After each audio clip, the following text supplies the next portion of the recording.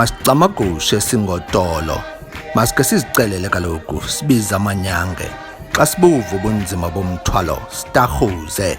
Ichimpepho qhume kuncazelwane.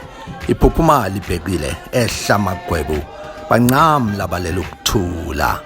Thina singotolo odla ngamandla.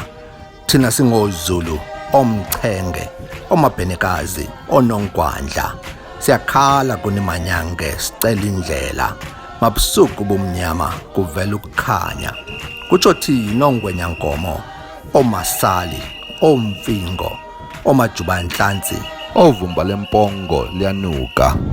Onozinja ziyakhonkotha kuba zithi hawu hawu xa zibona umuntu ozayo. Nozinja ziyaqhingana kanti zenza umntwana.